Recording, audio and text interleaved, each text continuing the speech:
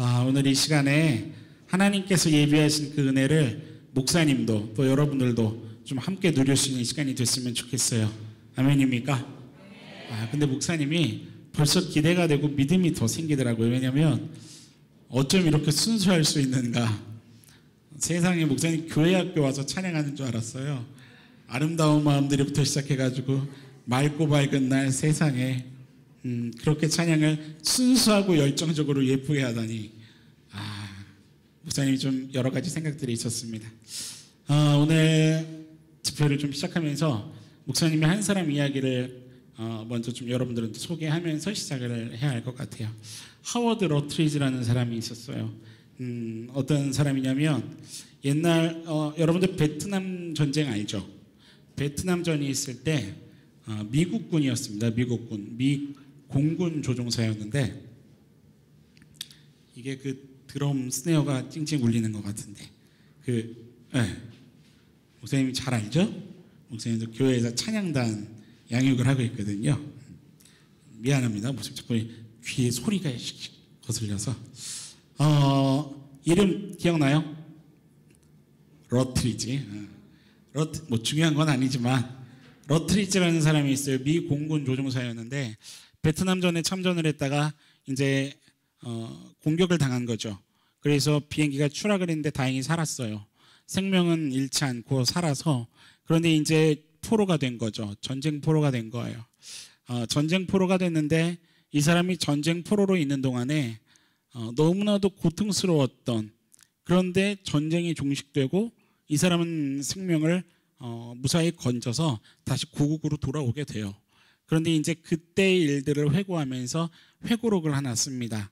그래서 나의 적들 앞에서라는 책을 하나 쓰는데 그 책의 내용을 보면 이런 내용들이 있어요. 이 사람에게는 크리스찬입니다. 이 러트리지 사람은 크리스찬이에요. 그리고 아내도 있습니다. 자녀들도 있고. 그런데 이 사람이 주일마다, 그러니까 이 사람은 일요일이라고 얘기합니다. 일요일마다 이 사람은 무슨 얘기를 항상 듣냐면 아내가 여보 교회 갑시다 라는 얘기를 해요. 근데 이 사람은 그게 싫었다는 거예요. 왜 싫었냐면 아마 여러분들이 이제 청년이 되고 직장 생활을 나중에 하게 되고 결혼을 하면서 가정을 꾸리면 그런 일들이 없기를 바랍니다. 그런 일들이 없기를 바라는데 목사님은 사역을 하면서 어떤 일들을 실제로 보냐면 청년들 가운데도 이런 일들이 있어요. 주일날 교회에 오는 게 아깝다 이거죠. 왜 아까울까요? 일주일 동안 열심히 일을 하다가, 여러분들 같은 경우에는 이제 학업일 거 아니겠습니까? 공부하다가 일주일 동안 열심히 그렇게 하다가 일요일날 시간이 조금 남는데 그 시간까지 교회 가서 뺏길 수 없다 이거예요. 그럴 수 없는 걸 싫은 거예요. 싫었어요. 이 사람은 그런 게 싫었고 시간이 나면 뭘 했냐면 자기의 취미생활, 자기가 하고 싶은 일, 자기의 관심사에 몰두하면서 살았어요. 신앙생활은 하지 않았습니다. 너무 바빴고 다른 일에 몰두한 나머지 주일날 한두 시간 내는 것이 손해라고 여겨진 거예요. 그런데 이 사람이 지금 어떤 신세에 처해 있는 거냐면 전쟁 포로가 된 거죠. 이 사람 주위에는 피냄새가 가득하고 비명소리가 가득하고 눈앞에서 사람들이 죽어가는 것들을 매일매일 보게 되고 그런 고통과 신음하는 소리에 갇혀버린 거죠. 자기가 계획하지 않았지만, 의도하지 않았지만, 원치 않았지만 그런 상황 속에 있는 거예요. 그런데 그런 상황 속에 있다 보니까 이 사람이 어디에 대한 갈급증이 생겼냐면 한번 따라해 봅시다. 영혼에 대해. 왜 영혼에 대해 갈급증이 생겼을까요? 간단해요. 보니까 하루 아침에 일어나면 자기 앞에 시체가 있는 거예요. 다음날 일어나면 또 시체가 있는 거예요. 생각이 든 거죠. 뭐야, 인생이라는 게 이렇게 허무해? 그냥 어저께 살았던 같은 포로였는데 다음날 되니까 죽어 있어? 그럼 내 차례는 언제 올까? 이 고통과 압박감에 시달리다 보니까 어디로 사람의 생각이 본능적으로 뻗치냐면 죽은 다음에 뭐가 있을까? 죽는 걸로 진짜 끝일까? 쉽게 말하면 영혼에 대한 관심이 생기기 시작했던 거예요. 실제로 이 사람이 전쟁 포로가 되기 전에는 오히려 평안했던 생활 속에서는 아내가 교회 가자고 자녀들이 주일학교를 다니면서 아빠 같이 교회 가요 이런 얘기를 했을 때는 전혀 그것이 귀에 들리지 않았고 마음에 묵상되지도 않았고 오히려 귀찮다고 여겨졌던 그 세계에 대한 어떤 관심이 오히려 고통 속에 어려움 속에 답답함 가운데 부딪히니까 관심이 생겨나기 시작했다는 거죠. 목사님이 러트리지라는 얘기를 왜 하게 됐냐면, 안타깝게도 왜 사람이 이런 상황이 있을 때 영혼이라는 것을 찾게 될까? 왜 영혼이라는 그 세계에 대해서 궁금증과 갈급증을 갖게 될까? 이 러트리지가 안타까운 건, 그런 상황 속에 처해 있을 때 정작 러트리지 주위에는 심지어 주일마다 마음만 먹으면 얼마든지 만날 수 있는 목사님, 교회학교 선생님, 여러분들 얘기로 치면 중고등부 교사, 그 누구도 만날 수가 없었어요. 주변에는 아무도 없었습니다. 심지어 성경책 한 권도 발견할 수가 없었어요. 그런 상황 속에 있었어요. 왜 어려움이 생겼을 때, 왜 고통 상황에 처해 있을 때 이런 것들에 대해 고민하고 갈급증이 생길까? 목사님은요, 그런 묵상을 하게 됐습니다. 오히려 하나님이 살아계신다는 증거 아닐까? 가슴에 좀 한번 손을 얹어 보겠습니까? 그래요. 동성끼리 앉아 있다면 옆 사람의 가슴에 손을 얹어주고 이렇게 얘기를 해주세요. 너와 나에게 영혼이 있어. 예, 뭐가 있어요? 영혼을 담아서 좀 얘기해봐요. 너와 나에게 영혼이 있어. 예, 무슨 얘기냐면요, 요즘 세상 사람들이 얘기하는 욜로 있죠, 욜로. 뭔지 알죠? 뭐죠 뜻이? 한 번 인생. 뭐 있어, 즐겨. 이런 세상 가치하고는 성경이 얘기하는 것하고는 실은 너무 다릅니다. 성경이 얘기하는 그런 가치로 얘기할 수가 없어요. 사람에게는요, 따라해 봅시다. 분명 중심에 무언가 있다. 나를 살게 하는 무언가가 있다. 옆 사람에게 너를 살게 하는 뭔가가 있대. 네. 그거를 성경은 가리켜서 뭐라고 얘기하냐면 영혼이라고 얘기합니다. 여러분들이 잘 아는 단어죠. 영, 스피릿, 혼, 소울. 소울 알죠? 그 스피릿과 소울, 영혼. 성경은 사람이 어떻게 살아갈 수 있느냐? 사람은 영혼이 살아야 살아갈 수 있다라고 얘기하고 있다라는 얘기를 지금 목사님이 하는 거예요. 너와 나에게 뭐가 있다? 영혼이 있다. 사람에게 영혼이 있다는 증거가 되는 거예요. 아무리 살아도, 목사님 따라해 봅시다. 살아도 사는 것 같지 않게 답답해. 언제 그렇게 느껴요? 공부할 때. 그죠? 언제 그렇게 느껴요? 엄마 아빠한테 혼날 때. 그렇잖아요. 선생님한테 불려가서 교무실 끌려갈 때. 살아도 사는 것 같지 않는 이 답답함. 왜 그 답답함이 느껴질까? 간단해요. 사람에게는 그냥 껍데기 이 육체만으로 이루어지는 것이 아니라 그 안에 영혼이라는 것이 관여하고 있기 때문이라는 증거가 된다는 얘기예요. 다시, 뭐가 있다? 영혼이 있다. 우리는 영혼이 있는 아주 기가 막힌 귀한 존재들임을 우리 좀 믿을 수 있는 올리브교회 학생들 되기를 간절히 부탁합니다. 영혼이 있는 거예요. 그런데 성경에서는 그 영혼을 관리하는 분이 계신데 그 영혼을 관리하는 분이 누구냐? 오직 하나님이라고 얘기하고 있습니다. 하나님 아니고서는 그 영혼을 절대로 관리할 수도 유지할 수도 지켜낼 수도 없다라고 성경은 가르쳐주고 있어요. 조금 실질적인 얘기를 해봅시다. 옆 사람한테 이렇게 물어볼래요? 괜찮겠냐? 오늘 죽어도? 어때요, 여러분들? 아니면 이렇게 물어볼래요? 괜찮겠냐? 눈을 보면서 물어보세요. 눈을 시퍼렇게 뜨고 괜찮겠어? 편안한 다리를 잃어도? 어때요? 괜찮겠어요? 좀 실질적인 얘기를 해볼까요? 다른 말로 얘기하면 무너지지 않을 수 있겠냐는 거예요. 여러분들 지금 학생이고 육신이 건강하고 그래서 그냥 괜찮을까요? 어떤 일이 와도 무너지지 않을 자신이 있을까요? 이런 사람이 있어요. 목적이, 그러니까 인생의 방향이 분명하지가 않은 거예요. 그러다 보니까 이 사람은 뭘 하냐면 남의 눈치를 많이 봅니다. 남의 눈치를 많이 보고 남의 눈치를 많이 본다는 건 무슨 얘기냐면 다른 사람들의 시선을 많이 의식한다는 거예요. 목사님이 청년들하고 상담하다 보면 이렇게 얘기해요. 저는 하루아침에 일어나서 엄마가 저를 어떻게 보느냐에 따라서 하루가 결정이 돼버려요. 여러분들도 그래요? 학교 갔을 때 만나는 친구가 나한테 무슨 얘기를 하면 선생님이 나를 어떻게 보면 그것이 그날 하루를 절 결정해요. 우울하기도 하고 하루 종일 우울하기도 하고 반대로 하루 종일 기쁠 때도 있는데 반대로 하루 종일 짜증이 날 때도 있어요. 이게 뭐냐면 다른 사람들의 시선이에요.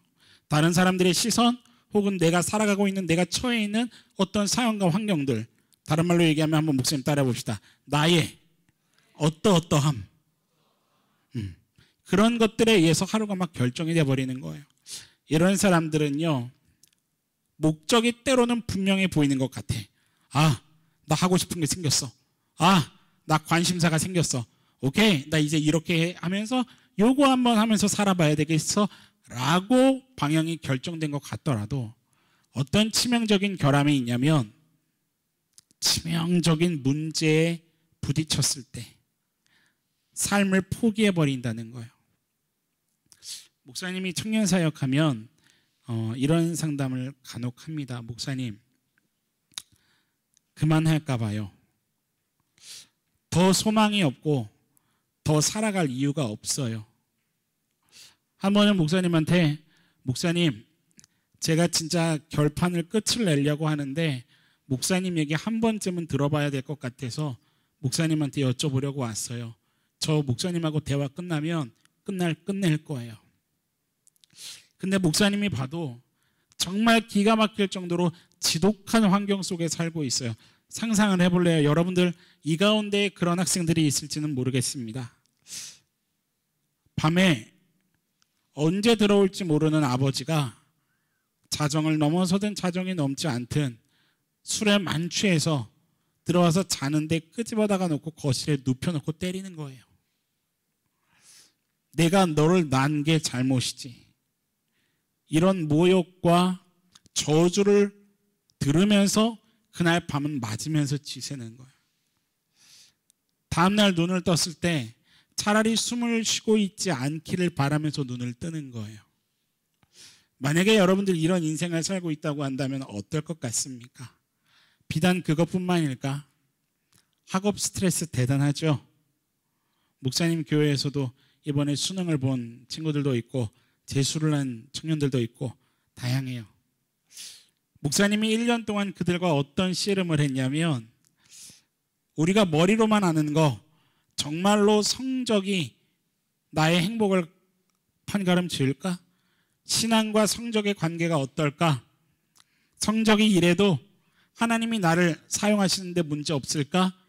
머리로는 알고 말로는 고백하는데 정작 책상 앞에 앉으면 부모님 앞에 가면 선생님 앞에 가면 한없이 작아져 버리는 거예요. 그리고 우울증 약을 먹고 그렇게 고통스럽게 나날을 보내더라고요. 목사님이 이런 거를 좀 써봤거든요. 여기 애인 있는 사람들이 있어요. 벼랑간? 예. 신고는 안 해도 됩니다. 여러분들 알아서 할 일이니까 그거는. 상상을 해보라고요. 애인이 있습니다. 근데 차였어요. 세상에. 차였는데 차인 게 아니라 실은 내 진짜 친한 친구랑 걔가 양다리였대요. 무너지지 않을 수 있겠어요? 부모님이 돌아가셨습니다. 벼랑간. 그리고 나한테는 어떤 보호자도 없어요. 의지할 데가 없어요. 무너지지 않을 수 있겠어요? 우리 여기 여학생들 많은데 목사님 벼랑간 저주하는 건 아니고요. 오해하지 마세요. 성폭행을 당했어요. 얼마든지 있을 수 있는 일이니까요. 그런데 생각해보지도 않았던 생명이 내 안에서 시작되고 있어요.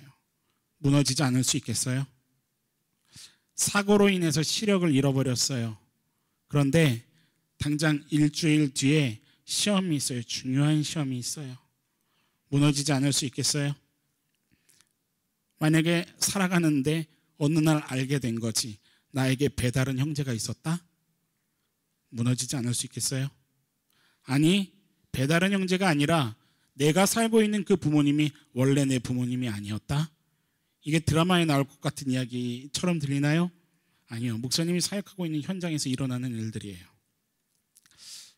평생을 장애인으로 살아가야 된다면 여러분들 무너지지 않을 수 있겠어요?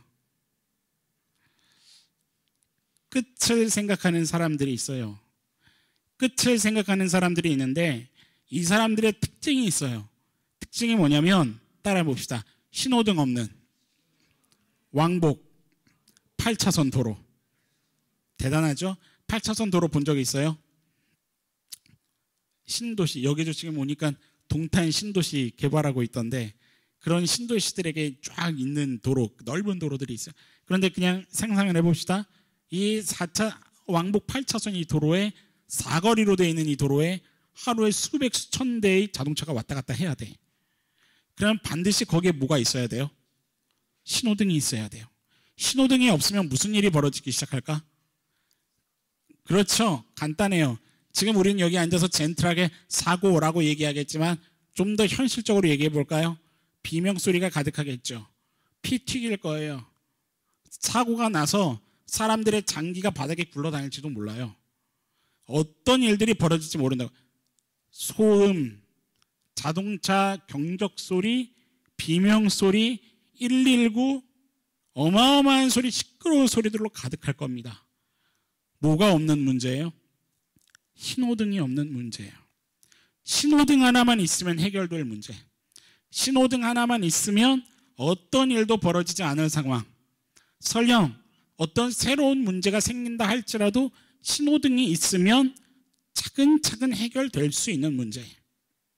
목사님이 벼랑간 신호등 얘기를 왜 하는 거냐면 우리 마음이 그렇다는 거예요. 우리 마음에는 신호등이 하나 있어야 합니다. 목사님이 아까 러트리지 얘기도 했고 지금 신호등 얘기를 하는 이유는 그거죠. 마치 목사님이 살아보니까 목사님 마음은 신호등이 없는 왕복 8차선 도로와도 같았다라는 얘기를 하는 거예요. 목사님 얘기한 겁니다. 목사님은 조금도 괜찮지가 않았어요. 신호등이 다른 말로 얘기할게요. 아까 성경에 빗대서 한 얘기로 얘기할게요. 따라해 봅시다. 내 영혼을, 나를 관리해 주실 오직 한 분 하나님. 그 하나님이 없었던 겁니다. 머리로는 알았지만 입으로는 고백했지만 내 안에는 계시지 않았어요. 그분이 능력이 없어서 내 안에 들어오지 못하셨던 것이 아니라 내가 들어오시지 못하게 했다라는 얘기를 목사님이 지금 하는 얘기입니다. 그러고서 질문을 하나 던지는 거예요. 아까도 했던 얘기. 괜찮을까? 괜찮은가? 내 인생 이대로도 괜찮을까? 여러분들은 괜찮습니까? 지금 괜찮아요? 앞으로도 괜찮겠어요? 지금 고통 속에 있는 학생 아무도 없습니까? 같이 앉아는 있지만 아무리 친해도 목사님한테 그렇게 얘기하더라고요. 목사님, 20년을 살았는데 20년 동안 제 속 얘기를 제 친한 친구한테도 못했어요. 20년 동안 살았지만 부모님도 제 이야기를 모르시고요. 저는 제 이야기를 저 혼자만 알고 있어요. 라고 얘기하더라고요. 여기 그런 학생들은 없습니까? 목사님은요, 하나님이 신실하시다, 하나님이 능력이 있으시다, 하나님이 신이시다, 목사님은 실은 그것이 인정이 되지가 않았습니다. 왜냐하면 여러분들이 지금 보는 바와 같이 목사님이 장애를 갖고 있기 때문에 그래요. 목사님은 장애인으로서 하나님이 인정되지가 않았어요. 왜냐하면 너무 힘든 거예요. 목사님이 지금 가지고 있는 병명이 있습니다. 뭐 이게 따라할 건 아니지만 한번 따라해 봅시다. SMA, 척수근 위축증이라는 병이에요. 근육병입니다. 이게 무슨 병이냐면 별의별 안 좋은 건 다 갖다 붙어 있어요. 희귀병이고 불치병이기도 하고 난치병이고 유전병입니다. 무슨 뜻일까요? 치료 안 되고 진행이 되고 있고 그리고 이건 대대손손 물려주고 안 좋은 건 다 갖고 있죠. 이게 어떤 이들이 갖고 있냐면 아이들이 태어나잖아요. 그러면 보통 6,000명에서 한 24,000명이 태어나면 그 중에 한 명이 지금 목사님이 갖고 있는 유전자를 갖고 있대요. 그런데 그 유전자가 그냥 가지고만 있을 수도 있다는 거예요. 이게 유전자를 가지고 있지만 나 이래 하고 짜잔 나타나는 거는 또 그 6천 명에서 2만 4천 명 중에 50분의 1 혹은 40분의 1 당첨될 확률이. 목사님 거기 당첨된 거예요. 대단히 희박한 확률이죠. 엄청나게 희소한 확률이죠. 그래서 희귀병이라 그러는 거예요. 어떤 증상 진행되는 거에 따라서 1형, 2형, 3형으로 나눠진다고 하는데 목사님이 몇 형일지 한번 맞춰보세요. 1형은 아기 때 죽어요. 보통 2살, 3살 이전에 생을 다 마감합니다. 왜냐하면 근육이 없어요. 근육이 없고 있어도 자라나지가 않고 있자마자 태화가 되기 때문에 목을 못 가누는 거예요. 그래서 모유를 못 먹어요. 분유를 먹여준다 해도 못 먹어요. 그러니까 영양 결핍이 되고 그냥 죽는 거예요. 이 2살, 3살 미만으로. 이 형은 많이 살면 30대 초반, 평균적으로 20대 전후를 해서 생을 다 마감한대요. 마찬가지예요. 살아가지만 점점 진행이 되기 때문에 근육이 점점 없어지고 그래서 뼈가 굽어서 몸이 굽기도 하고 그러면서 그 안에서 장기들이 터지기도 하고 이러면서 죽는 거예요. 3형은 쭉 산대요. 쭉 살고 일반적으로 사는 사람들이 살아가는 그 나이대로 살아간대요. 그렇지만 아주 미약하게 진행이 되고 그 다음에 불편함을 갖고 산다는 거죠. 뭐 힘을 쓰는데 부족함, 몸의 균형 감각의 부족함, 이런 여러 가지 부족함들을 가지고 살아가는 거예요. 여전히 그 유전자를 가지고. 그러니까 후대에 물려줄 수 있는 가능성은 여전히 가지고 있는 거죠. 자, 목사님 몇 형일까요? 몇 형일까요? 맞춰보세요. 이거 시험 아니에요. 틀린다고 목사님 개인 면담 안 합니다. 몇 형일 것 같아요? 3형? 2형? 1형? 목사님이 이게 교회들마다 이제 간증 집회를 다녀요. 그러면 몇 형일까요? 그러면 소노님들이 3형! 그래요. 왜? 내가 지금 뭐 하고 있으니까? 살아있고 좀 늙어 보이니까. 늙어 보이거나 아니면 아직 믿음을 고백할 실력이 조금 부족하거나. 근데 아니에요.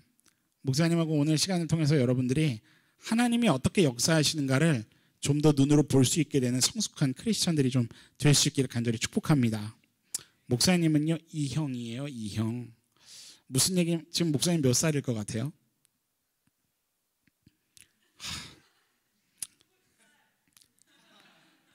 청년인가요? 목사님이 지금 이번 연도 37 됐습니다. 무슨 얘기냐면 그래요. 늙어 보이는 거 나도 알아요. 무슨 얘기냐면 목사님의 지금 삶은 의학적인 시간을 뛰어넘었다는 얘기예요. 의학으로 설명할 수 없는 시간을 살고 있다는 얘기예요. 뭐를 고백할 수밖에 없냐면 생명의 주관자는 하나님이시구나를 고백할 수밖에 없는 거예요. 모든 것을 책임지시는 분은 하나님이시구나. 모든 상황과 환경을 뛰어넘어서 일하시는 분은 오직 하나님이시구나. 내 눈에는 내 실력으로는 내 경험으로는 어떠하다 그러니까 이래야 하지 않나 라고 얘기할 수 있지만 그 하나님은 나의 생각과 나의 경험을 뛰어넘어서 역사하시는 분이시구나. 사람들의 말과 어떤 평균, 사람들의 견해, 전문적인 지식, 이성 이런 모든 것들을 뛰어넘어서 일하실 수 있는 유일한 한 분이 있다고 한다면 그분은 하나님이시구나. 왜냐하면 생명을 주관하신다면 말 다 한 거 아니겠습니까? 그런데 지금 목사님이 이렇게 고백하고 있지만 목사님의 대략 30년의 인생은 이것에 대해서 절대적으로 철저하게 부정하면서 살았던 인생이었어요. 간단하게 얘기하면 너무 힘들었기 때문에 그런 거예요. 목사님은 지금 여러분들이 보는 게 어떤 그 시각으로 보고 있을지 모르겠지만 목사님이 지금 할 수 있는 것들이 뭐냐면 지금 이렇게 말하는 거, 그 다음에 숨 쉬는 거, 생각하는 거, 먹는 거. 이거 말고는 목사님이 능동적으로 할 수 있는 게 실은 없습니다. 능동적으로 한다는 게 무슨 말인지 알죠? 여름철에 모기가 오면 우리 항상 하는 거 있잖아요. 헌혈. 근데 여러분들 안 하죠. 오면 다 때려잡잖아요. 목사님은 못 잡습니다. 그냥 해야 돼요. 헌혈을, 반강제 헌혈을 합니다. 여러분들 하루 동안 자는 동안에 몸 얼마나 뒤척여요? 계속 움직이죠. 목사님 자다가 여보 나 옆으로, 근데 이 말 못 듣고 그냥 계속 자고 있으면 난 계속 그 자세로 고문을 당해야 돼요. 지금 목사님이 이제 오늘 강연이 끝나고 목사님 와이프가 나와서 이 휠체어 조종기에다가 목사님 손 올려주지 않으면 아마 오늘 저녁 집회도 목사님하고 해야 될 겁니다. 목사님 혼자서 할 수 있는 게 없어요. 먹여줘야 먹을 수 있고 심지어 가려워도 긁어줘야 시원하고, 긁다가도 심하게 긁으면 그만 긁어. 아까도 오늘 아침에도 목사님 아침에 이제 닦는데 목사님 아내가 막 닦아주다가 힘 조절을 잘못해서 손톱으로 목사님 뺨을 싹 긁은 거야. 사모님이 죄송해요. 근데 어쩌겠어, 내 손이 아닌 걸. 안경 낀 사람들 안경 끼고 있으면 어떻게 돼요? 흘러내리잖아요. 목사님은 안경 흘려내려도 소용이 없어요. 네, 벼랑간 안경 얘기하니까 자연스럽게 손이 안경으로 가지. 근데 목사님이 이렇게 마이크가 앞에 있을 때 이렇게 해서 안경 올려요. 이게 목사님이 할 수 있는 거예요. 목사님 손으로 할 수 있는 게 없어요. 여러분들 화장실 가고 싶은 사람 있어요 지금? 그래도 이따가 가세요. 목사님은 참는데, 이런 말이 어떨지 모르겠지만 도 같았어. 8시간 참아봤어요? 12시간 참아봤어요? 아니 참다가 실신해서 쓰러져 봤어요? 옷에다가 지르는 게 자존심 상하니까, 화가 나고 속상하니까, 너무 화가 나고 자존심 상하고 눈물이 나니까, 그런 더러운 모습 보이기 싫으니까 참아요. 참다가 쓰러지는 거예요. 정신이 나가서. 화장실을 가고 싶어도 도와주지 않으면 갈 수가 없고, 화장실에 앉아서 용변을 혼자서 볼 수 있으면요 또 그것도 감사하지. 물론 그렇지 않아도 감사하지만, 지금도 목사님 아내가 목사님 배를 눌러주거나 이렇게 세게 도와주지 않으면 혼자서 보는 것이 힘들어요. 목사님이 오늘 여러분들 만나기 위해서 어저께 저녁을 든든하게 먹었어요. 왜냐하면 집회를 인도하기 전에는 목사님이 아무것도 못 먹어요. 왜냐하면 화장실이 불편하니까, 그게 신경이 쓰이니까, 밸런스가 깨져버리니까 목사님 오늘 아침부터 반강제 금식을 하고 여기까지 왔어요. 여러분들하고 말씀을 나누기 위해서. 목사님이 살아가고 있는 삶의 모습들이에요. 지금은 하나님과 교제하고 있기 때문에 그것을 축복이라고 감사라고 고백하지만, 대략 목사님의 30년의 인생 속에서는 그것이 감사가 아니었어요. 하나님 진짜 살아계세요? 당신이 하나님이라는 존재가 있습니까? 내가 모태신앙이기는 하지만 하나님 당신이 살아계세요? 하나님이 살아계신데 어떻게 이런 인생이 있을 수가 있습니까? 목사님이 생명을 끊으려고도 했었었고, 그것이 너무 힘들어서, 아까 얘기했던 것처럼 내 안에는 신호등이 없었기 때문에, 내 안에는 소음과 상처만 가득했기 때문에 이런 일이 있어요. 목사님이 한 번은 학교에서 손이 떨어진 거예요, 책상에서. 근데 그 책상에 손을 올리려면, 그때는 지금보다는 조금 더 건강했었으니까 어떻게 했냐면 몸을 앞뒤로 흔들어야 됐어요. 몸을 앞뒤로 흔들면 몸에 반동이 생기잖아요. 반동이 생기니까 손이 앞으로 갔다 뒤로 갔다 이러면서 철렁하면서 슉 책상에 탁 올리는 거지. 근데 그게 그냥 편하게 얘기할게요. 쪽팔린 거예요. 창피한 거예요. 이 모습 누가 보고 괴물이라 여기면 어떡하지? 이 모습을 보고 수근거리면, 욕하고 나 왕따 되면 어떡하지? 여러분들 아마 이 단어를 알지 모르겠어요. 알 것 같아요. 눈치자라는 단어 알아요? 눈치자. 내 자아가 눈치를 보고 있는 거예요. 내 안에 낮은 자존감이, 열등감이 남과 나를 비교하고 있는 거예요. 그렇게 얼룩져 있었어요. 내 속에서는 계속 울고 있었고, 수업은 시작이 됐는데 책상에 손을 얹지 못하니까 필기를 못하는 거예요. 하나도 수업을 못 들었어요. 머리로 외워야지 하는데 어떻게 그게 외워져요? 여러분들도 해봤죠? 안 외워지는 경험. 안 되잖아요. 수업이 끝났어요. 목사님 어머니는 목사님 초등학생, 중학생, 고등학생, 대학교 10년이 넘는 시절을 목사님과 함께 학교를 다니셨어요. 눈이 오나 비가 오나. 아들이 장애인을 갖고 있어서 추울 때는 복도에서, 뭐 더울 때도 복도에서 항상 계셨어요. 근데 이날은 목사님 어머니도 늦게 나타나신 거예요. 그래서 이 손을 언제 얹지? 비관하고 남한테 얹어달라는 말도 못하고 그렇게 혼자 눈물의 시절을 보낸 때도 있어요.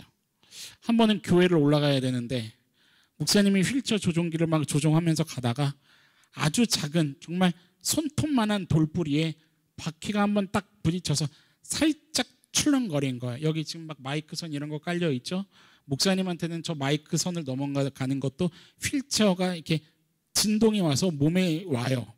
그러면 내가 그때 힘을, 균형을 잡지 않으면 손이 떨어질 수가 있어요. 아까 전에 갑자기 벼랑간 여러분들 찬양하다가 여기 뱅글뱅글 돌았잖아. 목사님 여러분들 뱅글뱅글 도는데 눈이 어디가 있었냐면 카메라 전선에 가 있었어. 저기 걸려서 애들 넘어지면 안 되는데 목사님이 항상 그걸 유심히 보면서 내가 그렇게 살아가다 보니까 눈이 거기로 가 있는 거야. 근데 목사님이 그걸 보면서 목사님이 그 돌에 걸려서 손이 떨어진 거예요. 집에서 교회 거리 5분밖에 안 걸리거든요. 근데 그날따라 길거리에 사람이 안 다니네, 세상에. 목사님이 30분 넘게 그냥 그 자리에 있었어요. 마치 드라마의 한 장면을 연출하듯 하늘을 바라보면서 눈물 한 줄기를 추룩 흘리면서 하나님 이게 뭐예요? 그랬어요. 그런 시간들이 목사님 이루 말할 수가 없어요.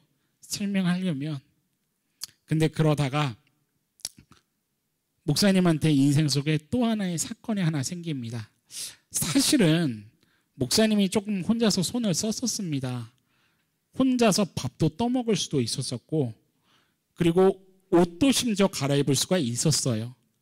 그런데 목사님이 이 SMA 병을 가지고 살아가다가 불가피하게 어쩔 수 없이 그러나 하나님의 은혜로 수술을 하나 하게 돼요. 2008년도에 수술을 하나 하는데 그 사진을 목사님이 좀 준비했습니다. 첫 번째 사진 보여주세요. 목사님이 이 사진을 주일학교 친구들한테 딱 띄워주니까 다들 놀라더라고요. 무서워해. 그 무슨 공룡 화석 보듯이. 뭐처럼 보입니까? 엑스레이. 여기는 프로젝트 화질이 더 좋아서 딱 알아볼 수 있는 것 같아. 엑스레이예요. 다음 사진이요. 분홍색 선 하나 그어졌죠. 그게 뭘까요? 그게 척추예요. 되게 많이 했죠. 다들 이런 척추들 가지고 있나 봐. 놀라지들도 안 해. 다들 엑스레이들 찍어보세요. 다음 사진. 그게 뭘까요? 갈비뼈예요. 갈비뼈. 여러분들이 잘 아는 갈비뼈. 내가 이거를 이제 컴퓨터에서 그리고 있으니까 목사님 아내가 어머 목사님 그게 뭐예요? 지네예요? 남편 척추에다가 지네라고. 근데 목사님 뼈예요. 뼈. 지금은 저런 모습이 아니지만 목사님이 저렇게 척추가 굽었었어요. 왜 굽었냐면 아까 얘기했던 그 SMA 병 때문에 몸에 근육이 없다 보니까 자꾸 한쪽으로 실구러져서 똑바로 앉으세요. 우리 학생들. 실구러지면 큰일 납니다. 실구러져서 한쪽으로 척추 측만이 돼버린 거예요. 다음 사진 보여주세요. 이게 뭘까요? 위에 점 아래 점 있죠. 위의 점은 뭘까? 겨드랑이에요. 아래 점은 허벅지예요. 허벅지. 한쪽에 확 붙어버렸죠. 한번 해보세요. 벼랑간. 이거 안 될걸요? 이거 되면은 병원 가봐야 돼요. 근데 저렇게 한쪽으로 확 굽어서 실구러져 붙다 보니까 어떻게 돼버리냐면, 다음 사진이요. 노란 동그라미가 뭘까? 그쪽으로 장기들이 쏠린 거예요. 장기들이 쏠려서, 목사님 아까 얘기했죠. E형, SMA E형에 있는 사람들은 저렇게 쏠려서 나중에 저쪽에서 늑골이 장기들을 찔러서 죽는 거예요. 목사님이 저런 상태였던 거예요. 그런데 하나님의 은혜죠. 정말 귀한 은혜죠. 실은 불가능했던 수술인데 의사가 할 수 없다고 얘기했던 그 수술을, 그리고 수술을 해봐야 60% 정도밖에 회복 안 됩니다라고 얘기했던 그 수술이 11시간 걸쳐서 수술을 했어요. 다음 사진 좀 보여주세요. 엑스레이 하나 나왔죠. 이게 목사님이 수술 바로 직전에 위아래에서 의사들이 팔다리 잡고 당겨서 억지로 찍은 사진이에요. 그런데 그래도 저렇게 굽어 있는 거죠. 다음 사진 보여주세요. 그런데 수술 후에 펴진 거예요. 저게 뭐냐면 지금 뼈에다가 30개의 핀을 다 박아놓은 사진이에요. 지금도 목사님 몸에는 30개의 쇠 핀들이 꽂혀져 있어요. 저게 저렇게 꽂혀져서 어떻게 됐냐면 결국에는 펴졌어요. 의사가 얘기했던 60%가 아니라 80% 이상이 펴졌어요. 할렐루야죠. 감사한 일이죠. 하나님 살아계시죠. 그런데 목사님은 이때 감사하지 못했어요. 오히려 저 때를 기점으로 해서 대략 2년 동안 목사님은 이제 본격적인 바닥을 치기 시작한 거예요. 왜냐하면 생각을 해보세요. 여러분들 습관을 고치는 게 쉬워요, 어려워요? 어려워요. 아침에 매일 일어나서 화장실 가는 사람이 만약에 하루 못 갔다 쳐봐요. 어떤 일이 벌어지는 줄 알아요? 경험 안 해봤어요? 하루를 아마 짜증으로 가득 채워보낼 거라. 무슨 얘기하는 거냐면 목사님이요, 15년 이상을 허리가 굽은 채로 살았어요. 허리가 굽은 채로, 아까 얘기했죠. 몸에 반동을 줘서 손을 들었다고. 그런데 벼랑간 몸이 지금처럼 곧게 쫙 뻗어버린 거예요. 지금은 목사님이 허리를 구부리고 싶어도 구부러 틀릴 수가 없어요. 저 핀 때문에. 꼿꼿이 그냥 고정 자세예요. 거의 꼬리뼈부터 목 있는 데까지 핀이 쫙 박혀 있으니. 근데 몸이 그렇게 쫙 서 있다 보니까 목사님이 할 수 있는 게 아무것도 없어지는 거예요. 그리고 4개월을 병원 침대에 누워 있다 보니까 4개월 이상 병원 침대에 누워 있어 보세요. 어떤 일이 벌어지냐면 몸에 근육이 안 그래도 없는데 더 없어져 버려요. 심지어 자동 다이어트가 돼요. 입맛도 사라지고. 지금 목사님 몸이 아니에요. 내가 그 사진을 준비했어야 되는 건데 경악할 저 사람이 저 사람이야? 이렇게 돼버려요. 완전 빼빼 말랐다고 표현을 해야 될까? 그런 상태로 목사님이 돌아가 버리고 어떤 것도 목사님이 할 수가 없는 거예요. 가만히 앉아 있으면 혼자 균형 잡고 앉아 있는 것도 힘들어. 툭 치면 쓰러져 버리는 거예요. 앉아 있을 수가 없었어요. 4개월은 병원 침대에 누워 있고 그 이후 1년 동안은 비스듬히 기대서 지냈어요. 앉아 있기가 힘들어서. 목사님 손으로 그때부터 할 수 있는 게 없어지는 거예요. 책도 내가 넘기면서 봤는데 그런 건 볼 수가 없게 돼버린 거죠. 목사님 이제 신학을 공부했으니까 책장에 책이 있었는데 하나도 목사님하고 상관없는 책이 돼버린 거예요. 하루아침에. 이런 얘기 들어봤어요? 병원에 가면 들을 수 있는 얘기예요. 재활병원 같은 데 가면, 산업재활병원, 하루아침에 사고로 산업재해로 반신불수가 되어서 하루아침에 모든 걸 다 잃었다고 얘기하는 사람들이 수두룩한 그 병원이에요. 목사님이 그 사람들의 말을 이해 못하다 벼랑간 내 인생에 그런 상황을 겪게 되니까 그 당시 표현으로 목사님이 그런 고백을 합니다. 이제 난 산송장이구나. 살아있지만 살아있는 게 아니었어요. 숨 쉬고 있지만 답답하기 이를 데 없었어요. 그때부터 본격적으로 목사님은 하나님을 향해서 항변하기 시작했습니다. 당신은 신이 아닙니다. 당신이 신이라면 이런 일이 없어야 됩니다. 내가 모태신앙인데, 내가 심지어 신학교를 다니고 사역을 하고 있는데 하나님 왜 제 인생을 이렇게 만들어 가십니까? 당신의 방법이 이것밖에 없습니까? 왜 내가 고통을 당해야 하고 왜 내가 이해할 수 없는 수렁에 이렇게 매일을 눈물로 지내야 합니까? 목사님 극심한 우울증에 빠졌었어요. 대인기피증이 생겼고 사람들 눈을 쳐다볼 수가 없었어요. 언제 죽어야 하지? 그 당시 하필 자살 클럽이 유행이었어요. 지금도 있는지 모르겠는데 목사님이 자살 클럽을 검색해서 가입했고 약을 구하긴 거기까지 이르는 거예요. 목사님이 고통스러웠고 힘들었었던 일을 얘기하려면 사실 지금 얘기 다 못합니다. 얘기하면 듣는 사람들 실은 우울해지고 얘기하는 목사님도 그 시절의 이야기는 굳이 떠올리지 않아도 되는 삶을 지금 살아가고 있고 밤을 새도 다 할 수 없는 이야기들이에요. 때로는 가족 안에서도 목사님 스스로 느끼기에 실패작처럼 쓰레기처럼 그렇게 느껴지고 여겨졌던 인생의 시절을 살았던 순간들이 있었어요.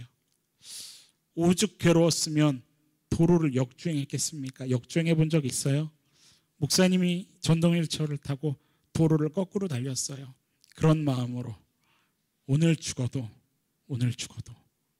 차라리 죽는 게 사는 것보다 낫겠지. 그런데 너무 감사한 것은 뭐냐면 옆 사람한테 얘기해 줘 보세요. 수련회에 참석한 너는 행운아야. 아멘. 목사님이 오늘 여기 참석해서 목사님이 오히려 여러분들 때문에 순수해지는 마음을 받고 돌아가는 것 같아서 고맙습니다. 어쩜 이렇게 순수한 중고등부가 이 땅에 존재하는구나 싶었어요.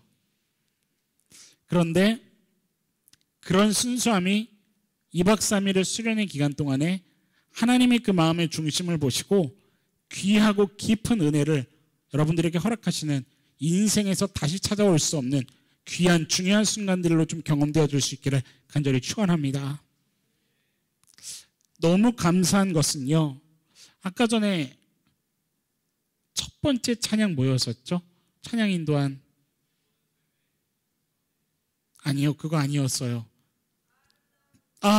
아름다운 이야기가 있네. 중간에 그런 가사가 있었죠. 그 사랑이 나를 살게 하네. 갈보리의 구속의 세상에, 이거 목사님 초등학생 때 불렀던 찬양인데 진짜 여러분들 순수한 공동체입니다. 그 사랑이 나를 어떻게 하네? 살게 하네. 아멘. 하나님은요, 살려주기를 원하시는 분이세요. 아멘. 하나님은 새롭게 하기를 원하시고 회복하게 하기를 원하시고 행복하게 살아가기를 원하시는 분이세요. 우리 여학생들 나중에 아이 낳을 거죠. 너무 빠른 얘기인가? 이건 청년들이 해당되는 얘기인가? 불안간 아이 갖고 싶은 사람 손 들어보세요. 우리 목사님. 예. 아이가 있다고 한번 생각해 봅시다. 이 아이가 맨날 이렇게 사는 거야.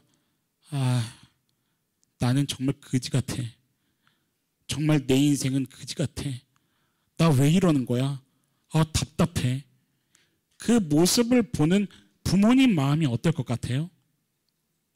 목사님이 어저께 어떤 청년하고 상담을 한 명 했어요.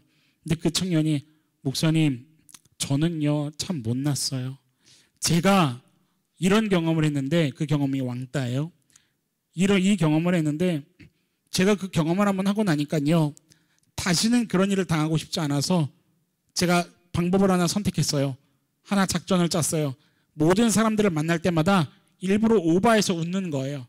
일부러 더 성격 좋은 것처럼 보이려고 하고 더 말 많이 하고 시끄럽고 저 그렇게 살기로 마음을 먹었어요. 제가요 밝은 것처럼 보이시죠? 근데 아니에요. 저 실은 그래서 제가 이렇게 살아가기로 결정한 거예요. 목사님 뭐라 그랬는 줄 알아요?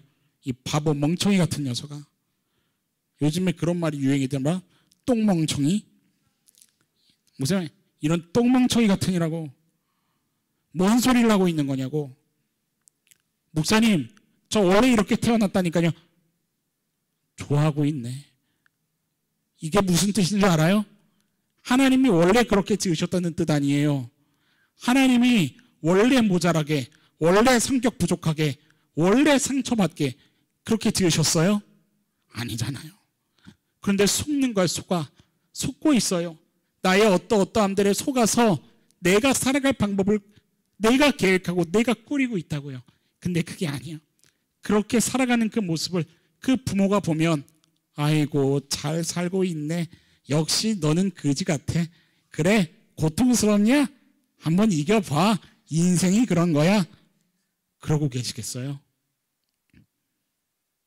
아니죠. 부르셔서 그게 아니라고 설명해 주시고 가르쳐 주시고 사랑으로 품어주시고. 여러분들 오해하면 안 돼요. 하나님이 나를 회복시키시고 나를 고쳐주신다는 게 나의 못난 거를 새롭게 고쳐주신다는 그런 고쳐주심의 의미가 아니에요. 만져주시겠다는 거예요. 그게 아니라고 가르쳐 주시겠다는 거예요. 따뜻하게 그 사랑으로 새롭게 해주시겠다 약속해 주시는 마음이에요. 아이고 못났으니까 내가 고쳐줄게 이리 와봐. 그 하나님이 아니라고요. 목사님 무슨 얘기를 하고 있는 거냐면 나는 죽겠다고 몸부림치고 있는데 아니 죽으려고 시도하고 있는데 하나님은 그게 아니라고 얘기하시면서 다가와 주시더라고요. 하나님이 다가와 주셔서 신웅아 그거 아니야. 그렇게 살면 안 되는 거야. 그게 아니야. 너가 지금 잘못 알고 있어. 살려주시려고 찾아오시는 그 하나님을 목사님이 경험하기 시작했어요. 그렇게 찾아오셔서 목사님에게 보여주신 말씀이 뭐였냐면 화면 준비되어 있죠. 요한복음 9장 1절에서 3절 말씀이 그 말씀이에요. 목사님이 읽어주겠습니다. 여러분들이 눈으로 보면서 들으세요. 예수께서 길을 가실 때에 날 때부터 맹인된 사람을 보신지라 제자들이 물어 이르되 랍비여 이 사람이 맹인으로 난 것이 누구의 죄로 인함이니까 자기니까 그의 부모이니까. 3절 같이 읽어봅시다. 시작. 예수께서 대답하시되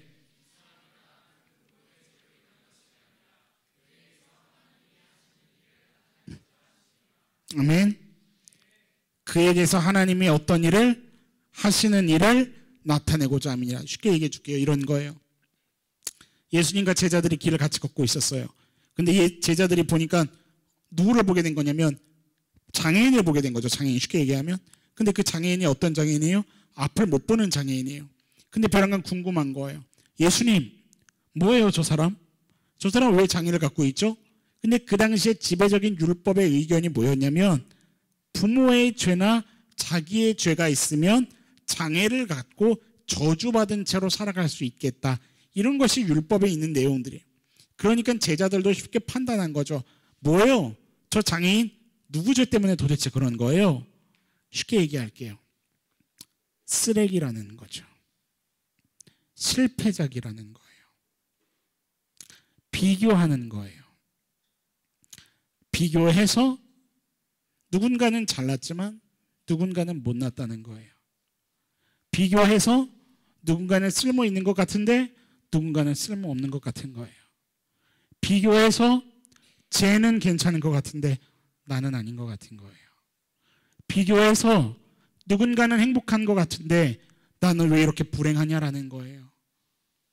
자기 열등감 때문에 왜 나는 이렇게 못났고 내 자존감 때문에 왜 나는 이렇게 실패작이고 아니 차라리 이렇게 살 것 같으면 그만 살지 뭐.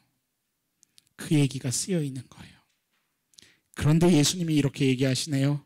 아니야. 오해하지 마. 착각하지도 말고 판단하지도 마.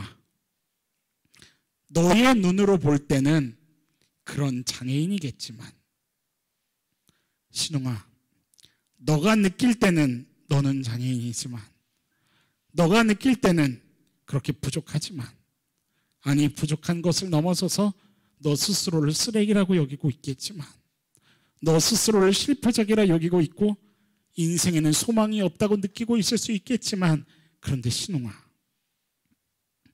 3절 말씀 보세요.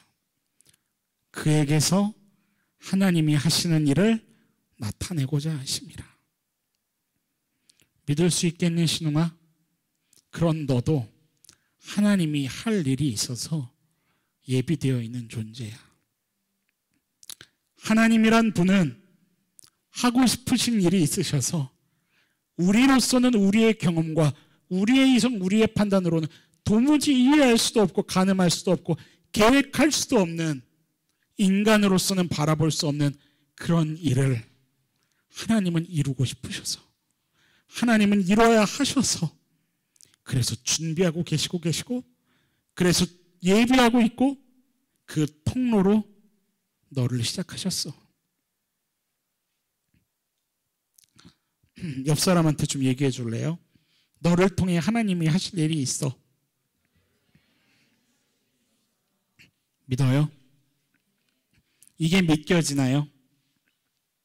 그러면 막 살아서는 안 되는 거예요. 그러면 스스로 비관해서도 안 되는 겁니다. 그것을 믿는다면 판단해서도 안 되는 겁니다. 남 판단하는 거 얘기하는 거 아니에요. 가장 하나님 앞에 죄는 나를 판단하는 거예요. 하나님 앞에서 스스로 판단하면 안 됩니다. 특히나 남과 비교해서, 다른 환경과 비교해서, 다른 일들과 다른 이야기들과 비교해서 스스로를 판단하는 것은 하나님 앞에서 죄요. 우리 올리브교회 중고등부 학생들은 하나님 앞에서 하나님이 지으신 가장 존귀한 존재들로 당당하게 서 있을 수 있기를 간절히 부탁합니다. 우리가 얼마나 특별한 존재냐면 하나님이 하실 일이 있어서 디테일하게 예비된 존재들이라는 거예요. 하나님이 이루고 싶으신 일이 있으셔서 비록 지금 내 머리로는 이해 안 되지만 철저한 계획 아래 이 땅에 보내심을 받은, 심으심을 받은 존귀한 존재들이라는 거예요. 안타까운 건 그것을 아직 내가 믿음의 눈으로 바라보지 못하고 있고, 아직 그것을 내 신앙이 아멘으로 받아들여지고 있지 못하고 있는 것 때문에 나를 판단하고 있고 나를 비교하고 있고 나 스스로를 업신여기고 있는 것뿐이지. 목사님을 포함해서 우리 올리브교회 중고등부 친구들은 하나님이 하실 일을 위해서 예비되어 있는 이 세상에 둘도 없는 특별한 존재들이라는 것을 믿음 안에서 발견할 수 있게 되기를 간절히 축원합니다. 하나님이 하실 일이 있으신 거예요. 간단한 증거를 얘기해 줄게요. 지금 여기 죽은 사람 있어요? 다른 말로 얘기할게요. 시체 있냐고요, 시체. 없잖아요. 옆 사람 죽어 있나 보세요. 살아 있잖아요. 의심되면 볼을 꼬집어주면 알 수 있어요. 살아 있잖아요. 물어보세요. 너 왜 살아있냐? 그리고 벼랑간 그 질문을 바꿔서 얘기하는 거예요. 나 왜 살아있게? 간단해요. 오늘 이후로부터 여러분들이 명확한 답을 알고 돌아갈 수 있었으면 좋겠습니다. 하나님이 하실 일이 있어서 살아있는 거예요. 나로서는 알 수 없어도 그분으로서는 분명한 계획이 있기 때문에 쉽게 얘기합시다. 하나님이 뭐가 부족하다고 해서 사람을 만들었을까요? 하나님이 뭐가 부족하다고 우리한테서 영광을 받으시기를 원하실까요? 간단해요. 간단해요. 하나님 어떤 것도 부족함 없는 그 존재가 이 땅에 나를 보내셨다는 것은 그에게 그에 마땅한 분명한 이유가 있기 때문이라는 증거가 되는 거예요. 목사님이 짧게는 15년, 길게는 30년 만에 이 하나님의 사랑 고백 앞에 철저하게 무너지고 무릎 꿇게 되는 그날로부터 목사님은 진짜 삶을 살기 시작한 거예요.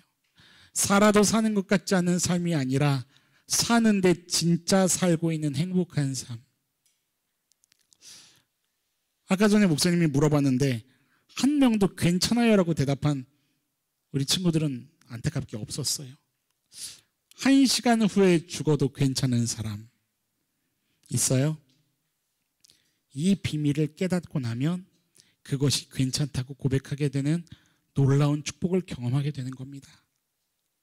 여러분들이 크리스찬으로 살아가는 동안에 이 고백을 하나님 앞에 해내고 하나님께서 도와주셔서 할 수 있는 그 은혜가 있기를 주의 이름으로 간절히 축원합니다.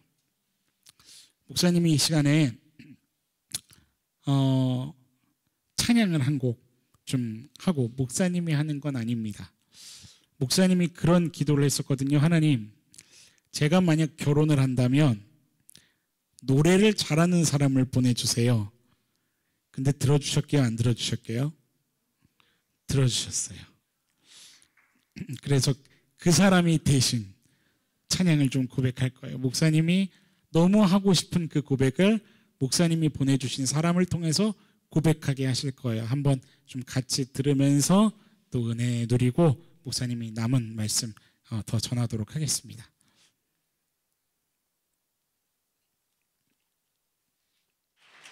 이 찬양 알아요? 들어본 적 있어요? 목사님 한번 따라해 봅시다. 오직 하나님의 사랑이 나를 살게 하십니다. 아멘. 여러분들이 2박 3일의 수련회를 하는 가장 중요한 목적은요, 실은 아마 우리 이제 목사님께서 계속 여러분들과 말씀을 나누시겠지만 여러분들이 하나님의 사랑을 알게 되는 거예요. 하나님의 사랑을 알고 그냥 단순히 지식적으로만 아는 것도 아니고 관념적으로 아는 것도 아니고요. 어떤 느낌적으로만 아는 것도 아니라 하나님이 날 그래 사랑하지. 그래 나 크리스천이지. 이것만 얘기하는 게 아니고요. 하나님이 나를 사랑하시는 걸 제대로 안다라는 건 뭐냐면 쉽게 말하면 이겁니다. 더 이상 내 삶이 이전과 같을 수가 없어요. 하나님의 사랑을 진짜로 경험한 사람들은 하나님의 사랑을 경험한 그 시점을 기준으로 이전과 이후의 삶이 달라집니다. 이전의 삶을 내가 살았던 삶이라고 얘기한다면 하나님의 사랑을 경험하고 살기 시작한 그 사람은 그 사람의 삶은 하나님이 이끌어 가시는 삶이에요. 하나님이 살려주시는 삶이고 하나님이 살게 해주셔서 그 힘의 원동력으로 살아가는 삶이에요. 그래서 때로는 비관할 일이 생겨도 때로는 포기할 일이 생겨도 더 이상 포기할 수가 없고 더 이상 비관할 수가 없고 비교할 수가 없고 낭망할 수가 없는 결정적인 이유는 그 삶이 내가 살아가는 그 삶이 아니라 하나님이 살게 해주셔서 사는 삶이기 때문인 거예요. 하나님이 살게 해주셔서 하나님이 주시는 그 힘 때문에 어떠한 상황 속에서도 포기하지 않고 살아갈 수 있는 그 삶의 강건함이 생기게 되는 겁니다. 목사님이요, 이번 주제가 뭔지 우리 윤 목사님께 여쭤봤어요. 그랬더니 어려운 영어로 보내셨더라고요. 그런데 그 영어 뒤에 있는 이사야 말씀을 목사님이 보니까 목사님이 이번에 여러분들하고 함께 나누려고 했던 그 말씀과 같은 맥락을 가지고 있더라고요. 이번에 그 말씀이었잖아요. 이사야 40장 31절 맞죠? 오직 여호와를 앙망하는 자는, 그죠? 그 앙망이 뭔 줄 알아요? 앙망?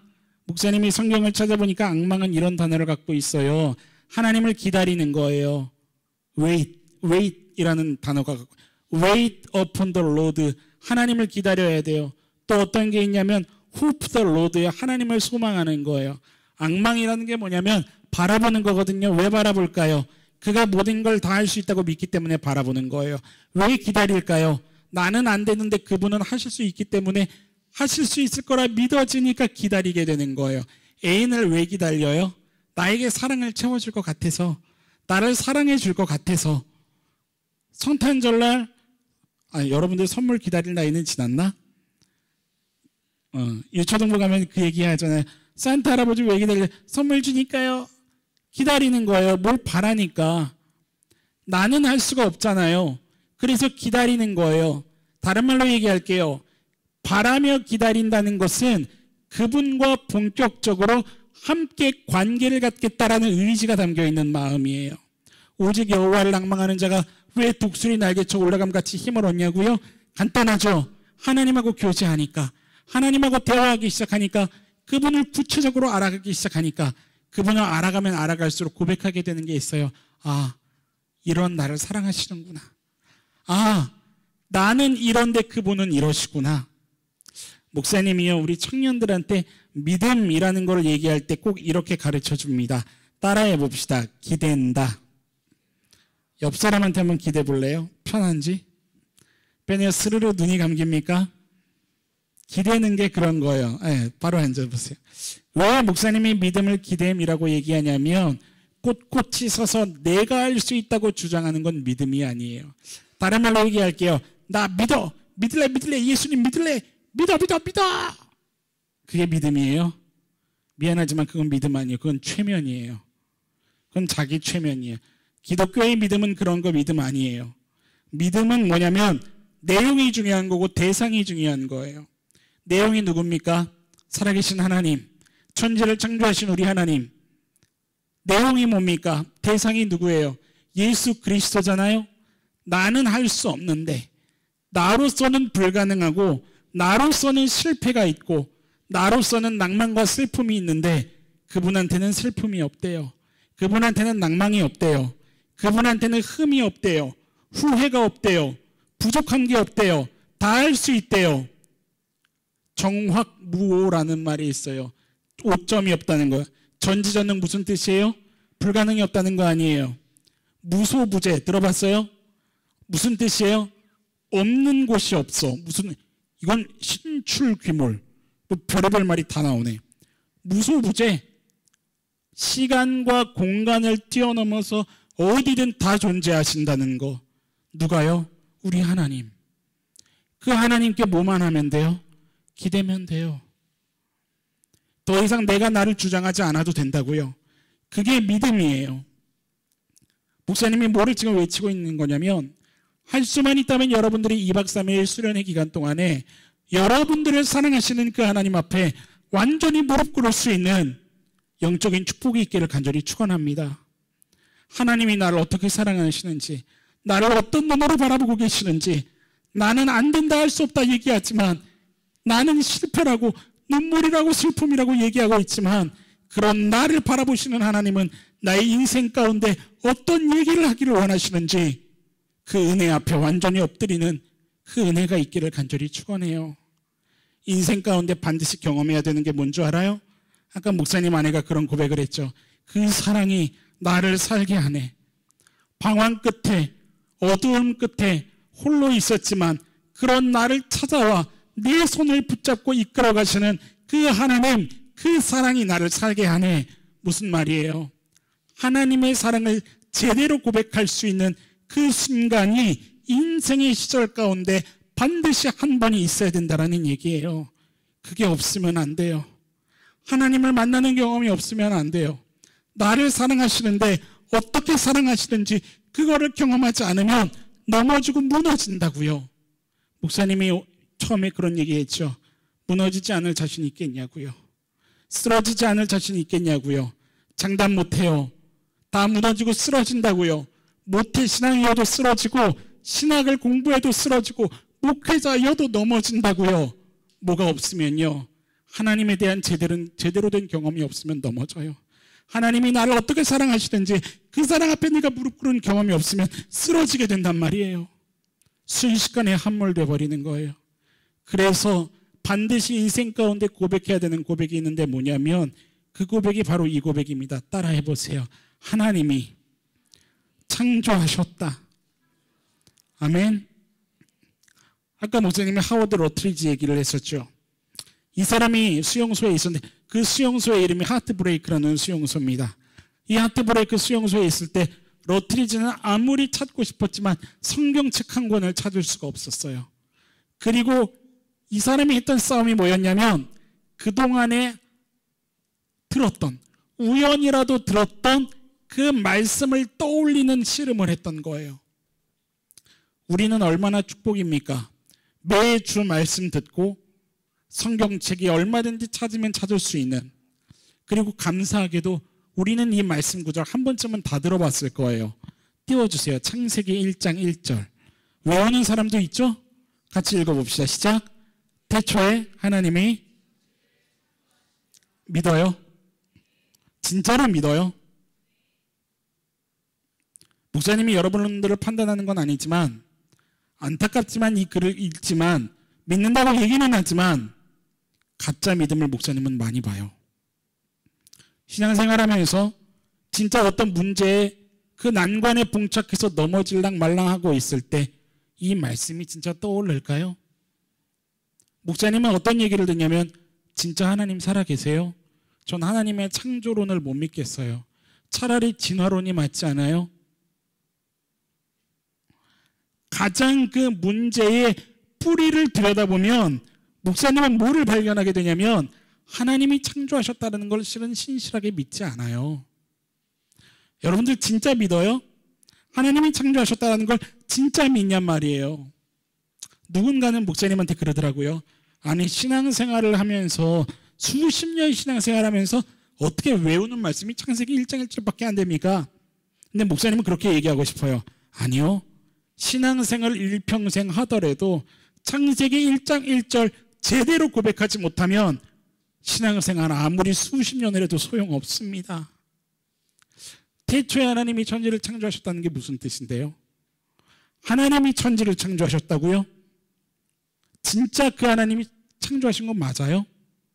뭐를 창조하셨다고요? 천지? 그 천지가 뭐예요? 한번 얘기해 보세요. 천지가 뭐예요? 뭐예요? 하늘 또 땅 또 두 개가 끝? 이런 문제가 심각한데 또 뭐예요? 그렇죠? 지금 여러분들 하는 게 뭔지 알아요? 그동안 목사님들 선생님들한테 배웠던 성경 가르침 기억해내는 싸움을 하고 있어요. 첫째 날엔 뭐 만드셨지? 둘째 날엔 뭐 만드셨지? 셋째 날에. 그리고 사람 몇째 날 만드셨게요?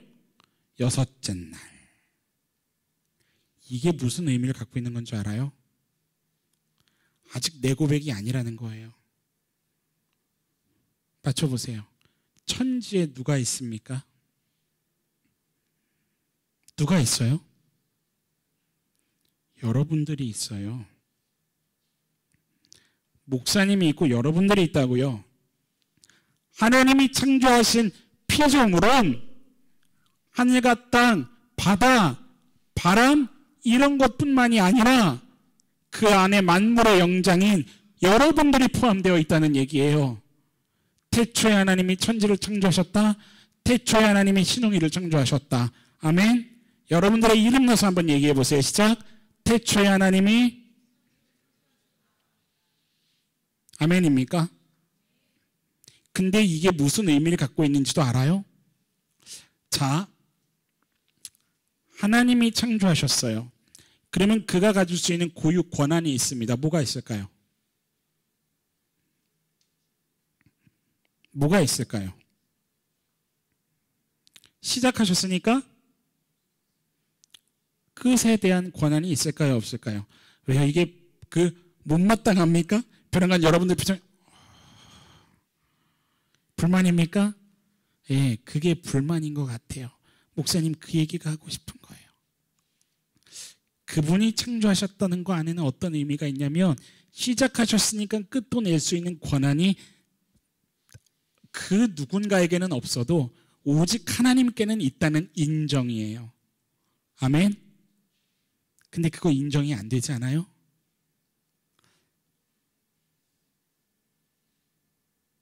다시 물어볼까요? 이따가 죽어도 돼요? 돼요? 수련회 끝나고 데이트해야 될 사람. 수련회 끝나자마자 가는 길에 죽어도 되겠어요?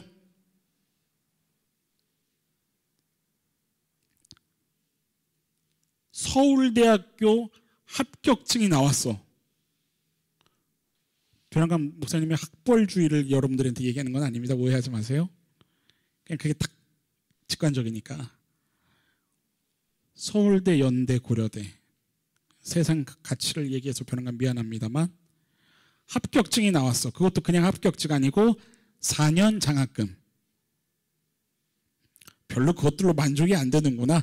여러분들 수준이 되게 높은가 봐요. 우리 남청들이래. 남학생들 군 면제가 예약돼 있어. 우리 여학생들 나중에 남편이 월 500씩 갖다 줄게 예약돼 있어. 저랑 내가 누구라고는 이름을 모르니까 얘기할 수 없는 거지만 입이 갑자기 이렇게 벌어졌어.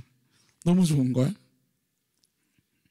오늘 저녁 집회 때 막 윤 목사님께서 막 금덩이를 10돈씩 나눠주셔. 근데 조금 있다가 저녁 먹을 때 체해서 죽어야 돼. 괜찮겠어요? 괜찮죠. 네가 왜 죽어야 돼? 이러지 않을 거야?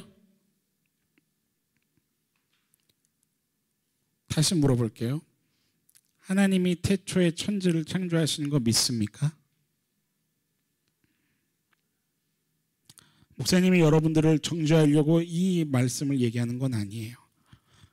이 믿음을 가져야 된다고 얘기하고 싶어서 얘기하게 된 거예요. 머리로는 알지만 마음으로는 고백하고 싶지만 실제 삶에서 부딪히면 태초에 하나님이 천지를 창조하신 게 뭔지, 나를 시작하신 게 어떤 의미인지, 그분이 세상을 시작하셨고 나를 이끌어 가시고 나의 주관자가 되시고 나의 주인이 되시고 나의 책임자가 되신다는 그 의미와 고백은 하나도 없어요. 우리 인생 가운데 반드시 고백해야 되는 게 뭔지 알아요? 그분이 나의 주인 되신다는 거예요. 그분이 나의 창조주가 되신다는 거예요. 그래서 지금 내 삶은 어떠할지라도 괜찮다. 그분이 나의 신이시니까. 아멘. 이걸 고백할 수 있는 믿음이 있어야 된다는 거예요. 그래서 수련회 하게 된 걸 겁니다. 하나님이 여러분들을 사랑하셔서 그 특별한 믿음을 요구하셔서 그 고백을 받기를 원하셔서 그리고 그 은혜를 여러분들에게 가르쳐 주기를 원하셔서 우리가 믿으면서 힘든 게 바로 그것 때문인 거예요.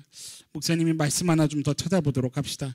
신명기 15장 4절에 이런 말씀이 있어요. 뒤에 떴죠? 같이 한번 읽어볼까요? 시작. 내가 만일 내 하나님 여호와의 말씀만 듣고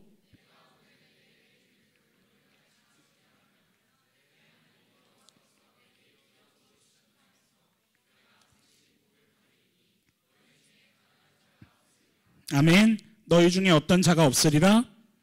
가난한 자가 없으리라. 근데 이거는 물질의 소유의 많고 적음을 얘기하는 가난이 아니에요. 이 가난은 뭐냐면 고통이라는 것의 대명사로 이 단어가 취해져 있는 거예요. 모든 고통, 고난을 얘기할 때 지금 이 가난을 쓰고 있는 거예요. 신명기 말씀은. 이 앞에가 더 중요해요. 네가 만일 내 하나님 여호와의 뭐만 듣고 말씀만 듣고 어떻게 하면 그 명령을 다 지켜 행하면 쉽게 바꿔줄게요. 따라합시다. 나만 바라봐. 여기서 나가 누구예요? 목사님 아니에요? 하나님 얘기하는 겁니다. 하나님만 바라보라는 거예요. 지금 이 말씀이 뭐냐면 신명기 15장 4절이라는 이 말씀이 뭐냐면 여러분들 여기까지 소식이 전해졌을 거라 목사님 믿고 한번 물어보겠습니다. 이스라엘 백성들이 어디서 노예 생활을 했어요? 아직 그 소식이 여기 안 전해졌나 봐. 이거 창세기부터 다시 해야 되나요? 아브라함의 아들에 누가 있었어요? 이삭의 아들 누가 있었어요? 야곱. 그 야곱의 12아들이 있었죠. 11번째 아들이 누구예요? 요셉이 어디로 팔려갔어요? 애굽에서 노예 생활했잖아요. 그랬다가 나중에 총리가 됐죠. 근데 요셉이 죽은 다음에 요셉을 알지 못하던 바로가 나타나서 그들을 다 노예로 부려먹었잖아요. 대략 몇 년 이상? 400년 이상. 아직 소식이 안 전해졌나벼. 그래서 그들이 부르짖었잖아요. 어떻게 해달라고? 살려주세요. 그래서 보내주셨죠. 누구를? 모세를. 그래서 몇 년 광야 생활? 대략 40년 이상의 광야 생활. 그리고 어디 들어가기 직전? 가나안 땅에 들어가기 직전에 하나님이 이스라엘 백성들에게 지금 이 신명기 15장 4절 이야기를 해주시는 거예요. 너네들이 이제 내가 약속했던 가나안 땅 들어갈 거야. 그런데 가나안 땅 들어가서 반드시 너희가 해야 될 게 있어. 그게 뭐냐면 따라해 봅시다. 나만 바라봐. 나만 바라봐. 하나님만 바라보라는 거야. 하나님이 왜 이런 얘기를 갑자기 생뚱맞게 하실까? 하나님이 선택하셨고 하나님이 계획하셨고 하나님이 지켜주셨던 그 이스라엘 백성들 당연히 당신만 바라볼 거라 생각하셨을 텐데 왜 굳이 이 얘기를 하셨을까? 기가 막힌 일들이 펼쳐져요. 실제로 이스라엘 백성들이 가나안 땅 들어갈 때 그냥 걸어 들어가나요? 아니요. 무려 32번의 전쟁을 합니다. 그 중에 한 번은 또 지잖아요.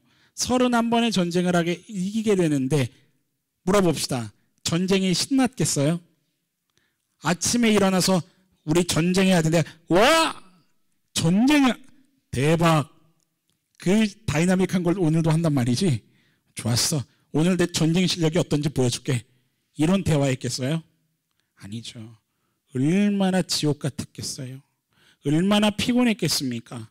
여러분들 아까 심지어 은혜로운 찬양을 하면서 이곳을 5바퀴를 뛰어도 힘든데, 힘들었죠? 그렇게 뛰어도 힘든데 여리고성을 13바퀴를 돌아야 돼. 힘들잖아요.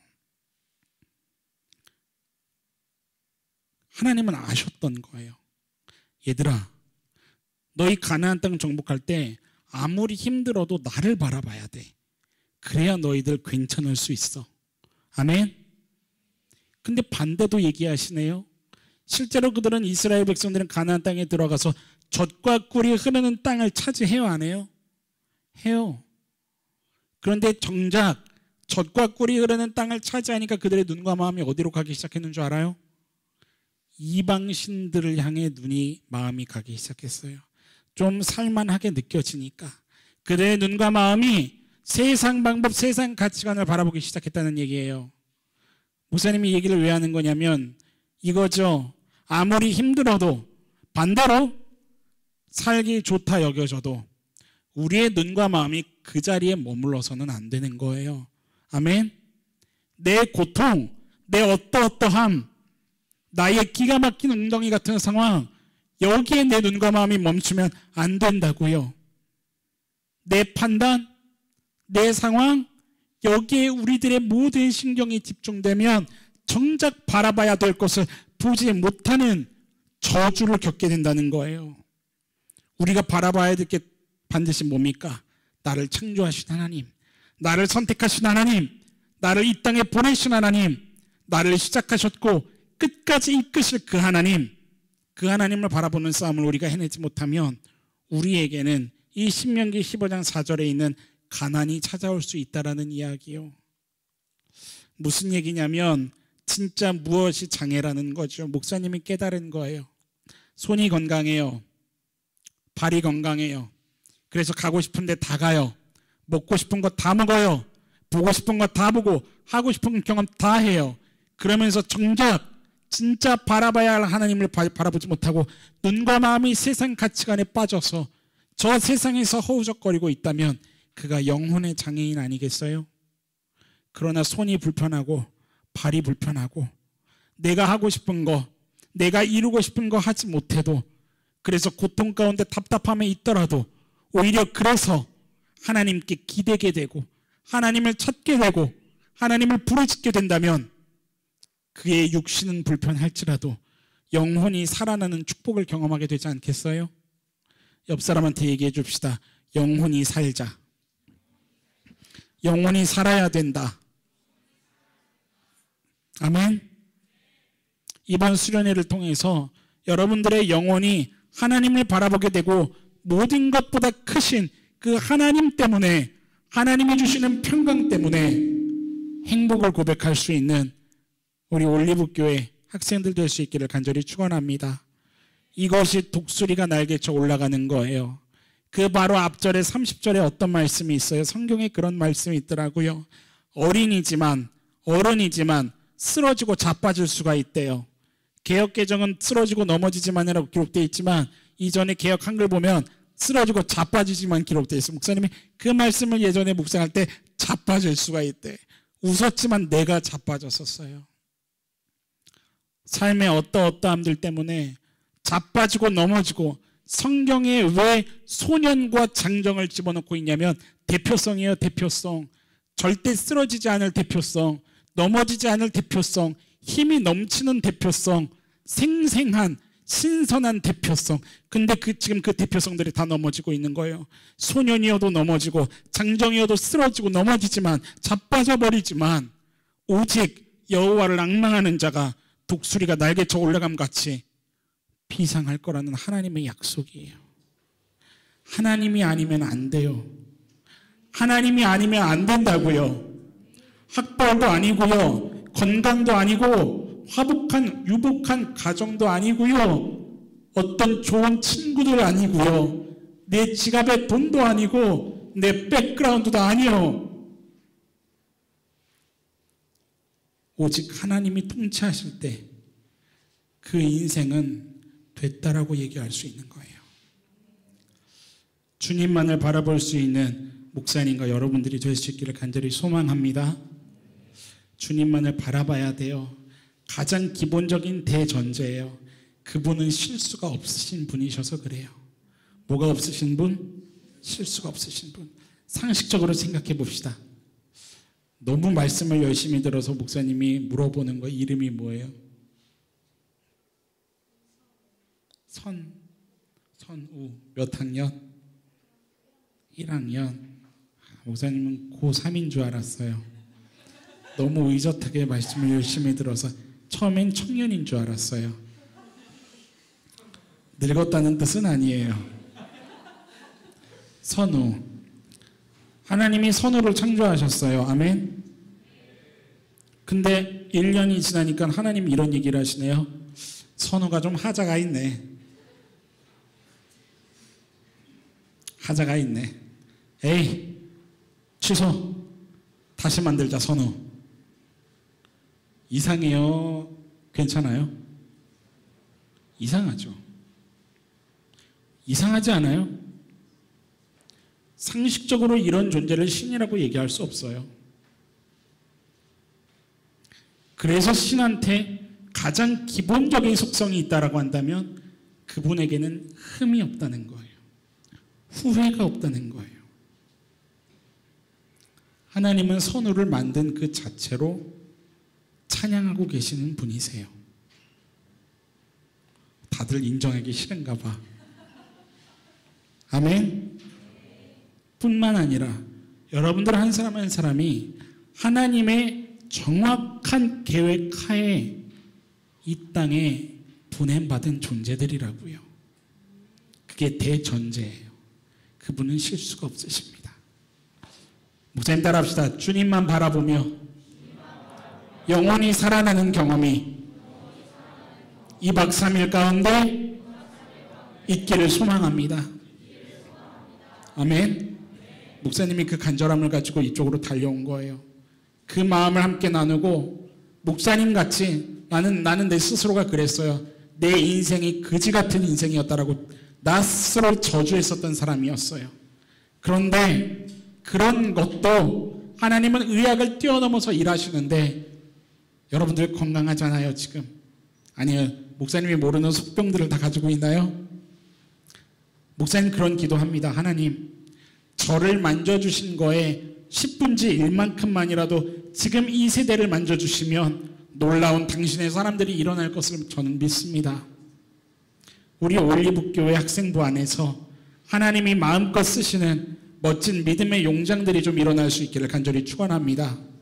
그것을 위해서 특별한 마음을 가지고 몸부림칠 수 있는 2박 3일이 될 수 있기를 간절히 축원합니다. 마지막 목사님이 이 말씀 보고 같이 마무리하도록 할게요. 창세기 2장 7절 여러분들 너무 잘 아는 말씀입니다. 읽어보세요. 시작.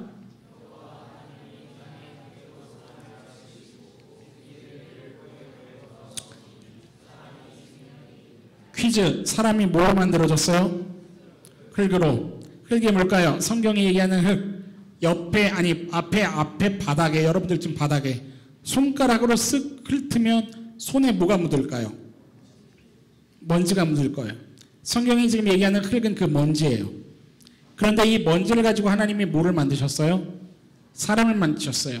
완전했을까요? 불완전했을까요? 1번 완전했다. 2번 불완전했다. 몇 번? 1번? 2번? 오케이, 2번입니다. 그래서 하나님이 그 불완전한 존재에 집어넣으신 게 있어요. 그게 여러분들이 읽은 생기예요. Breath of God. 쉽게 얘기하면 그냥 하나님이 바람 한번 부신 거예요. 그런데 성경은 그걸 가지고 뭐라고 얘기하냐면 생명을 얻었다라고 얘기하고 있어요. 쉽게 얘기할게요. 살아도 사는 것 같지 않은 이유는 당연한 거예요. 먼지로 살아가기 때문에 그런 거예요. 오늘 목사님과 여러분들이 계속해서 공급받아야 되는 것은 하나님의 숨입니다. 하나님의 숨을 공급받아야, 다른 말로 얘기할게요. 여호와를 앙망해야 하나님이 숨을 불어넣어 주시고 망한 것 같은 내 인생에 하나님의 하실 일을 하나님의 때에 반드시 이루실 것이라는 약속이에요. 여러분들 그 찬양 알아요? 지금 이 자리에서 알아요? 알면 적극적으로 아는 티 좀 내봐요. 알아요? 아는구나. 우리 같이 찬양 좀 하고 같이 기도하면서 목사님 말씀은 마치도록 하겠습니다.